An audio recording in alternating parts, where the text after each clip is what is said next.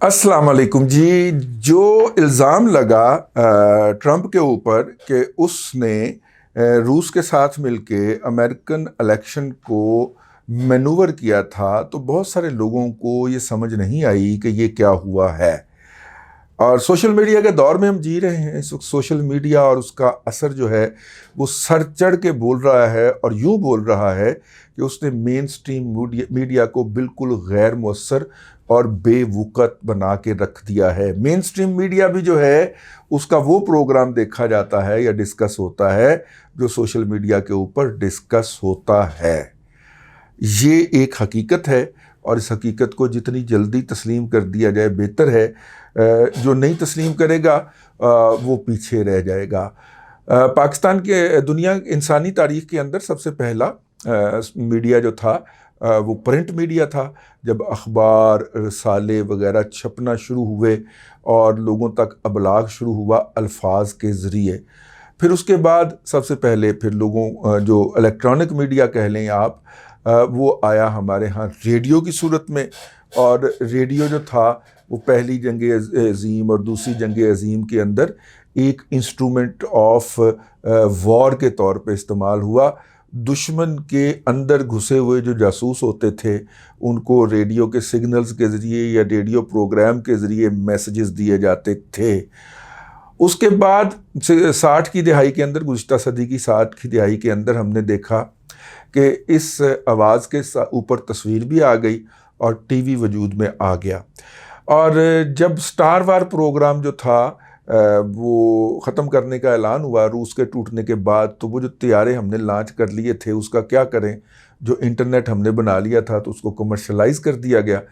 उस इंटरनेट के वजूद में आने के बाद इंसान को पता चला कि इसके ऊपर क्या क्या गेम डाली जा सकती है। तो फिर 2000 के बाद नई सदी के अंदर सोशल मीडिया का ज़हूर हुआ और अब वो एक अनलिमिटेड समंदर है जिसने सरहदों के जो थे वो फासले मिटा दिए। और इस वक्त हम जिस दौर में जी रहे हैं, सोशल मीडिया आर्टिफिशियल इंटेलिजेंस के ज़रिए हमारी पूरी ज़िंदगी को गवर्न कर रहा है। आप एक वीडियो देख लें एक मौजू के ऊपर, सोशल मीडिया वो जो ऐप होगी वो आपको 10 मज़ीद वीडियो सजेस्ट करेगी कि आपने इस तरह की कोई चीज़ देखी थी, वहाँ पे जाके इतना वक्त गुजारा था, ये इस तरह की और भी हैं, ये भी देख लें, ये भी देख लें, ये भी देख लें, ये भी देख लें।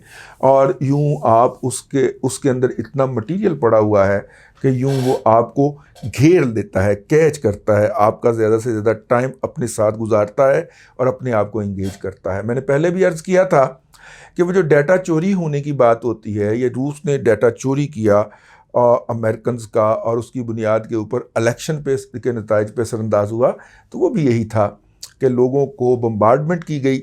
अच्छा, ये तजर्बा सिर्फ अमेरिका में नहीं हुआ, ये दुनिया के और भी 4 ममालिक में हुआ। अब जब इस मुल्क का मैं नाम लूँगा उसके नतीजे में मुझे गालियाँ पड़ेंगी, लेकिन कोई बात नहीं। इसका तजर्बा जो था वो इंडिया में भी किया गया, सोशल मीडिया को इस्तेमाल करके नताइज को अपने हक में करने का। इसका नतीजा जो था वो बरतानिया ने तो डाढ़ा ही भुगता ना, ब्रेग्जिट हो गया उनके साथ, वो तो यूरोप से किक आउट हो गए, वहाँ पे भी यही इस्तेमाल हुआ।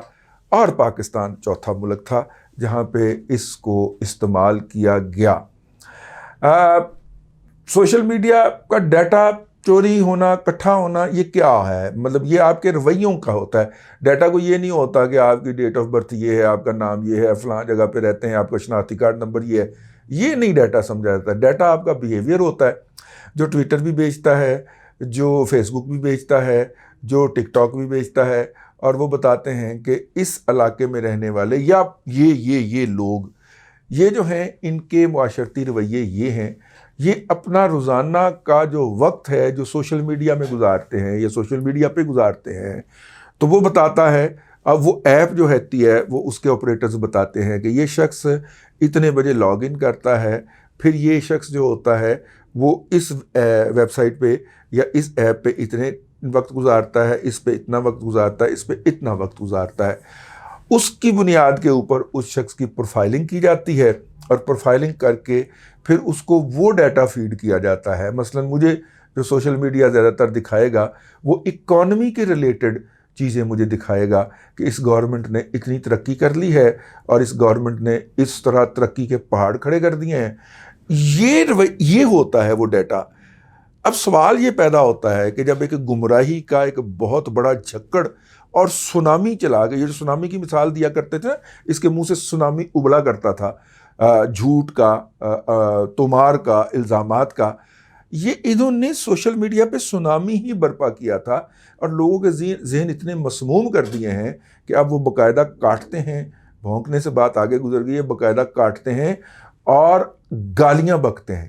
ان میں سے بہت سارے لوگ فیک ہوتے ہیں لیکن کچھ جینون لوگ بھی ہوتے ہیں جو باقاعدہ آ کے، خاکسار کو تو بہت پڑتی ہیں آپ کا، مجھے پتہ نہیں، ٹھیک ہے، وہ کون لوگ ہیں؟ یہ اس پروپیگنڈے کے مارے ہوئے لوگ ہیں. اس پروپیگنڈے کی بارش کے اندر ان کے ذہن ترقی کرنے سے رہ گئے.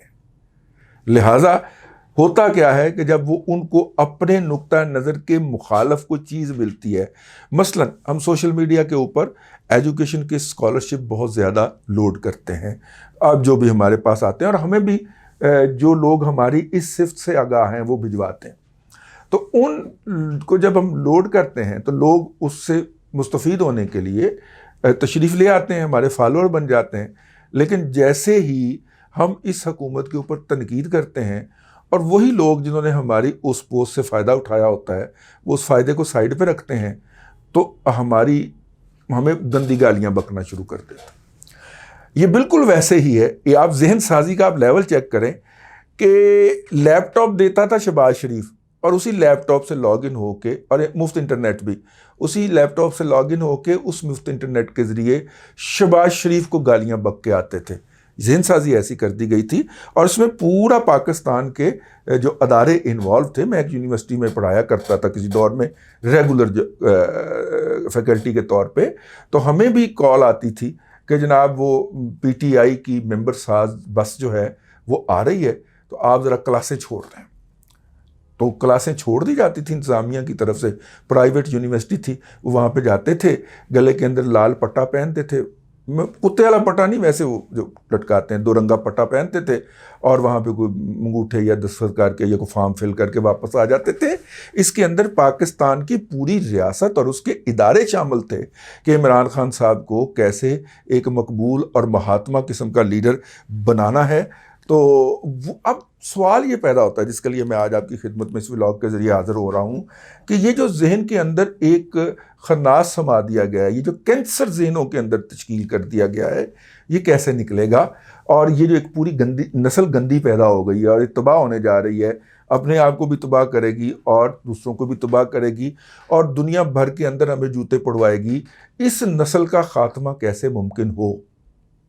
اس کا جواب نہیں مجھے مل رہا تھا، لیکن پرسوں مجھے جواب مل گیا ہے. وہ ولاگ میں نے کیا، پتہ نہیں آپ کے ہاتھے کب چڑھتا ہے. وہ جواب میاں نواز شریف نے دے دیا.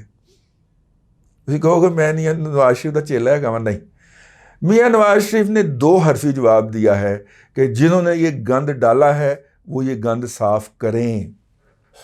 اس کا جواب یہی ہے. وہ تمام ادارے جو 2004 سے لے کے، میں 4 ہی کہتا ہوں، درمیان میں بریک آیا تھا صرف اس دور میں جب کیانی صاحب جو تھے وہ ایک ادارے کے پہلے سربراہ بنے اور 2 ٹرمیں انہوں نے چیف کے طور پہ گزاری. وہ بریک ہے، یہ اس ساری گند سازی کا وہ بریک ہے. اور جب وہ بریک ہٹا، جب وہ رخصت ہوئے، تو اس گند کو وہیں سے ڈالنا شروع کیا گیا جہاں سے سلسلہ ٹوٹا تھا. اور اس گند کے ڈالنے کا 5 سال کے اندر وہ اتنا گند ڈالا گیا کہ ایک پوری نسل کے ذہنوں کو پولیوٹ کر دیا گیا. اور یہ جو پولیوشن ہے یہ ختم وہی کریں گے یا وہی کر سکتے ہیں جنہوں نے یہ گند ڈالا تھا. اب تک کے لیے اتنا ہی. اللہ آپ کو آسانیاں عطا کرے اور آسانیاں خلق خدا میں تقسیم کرنے کی توفیق عطا کرے.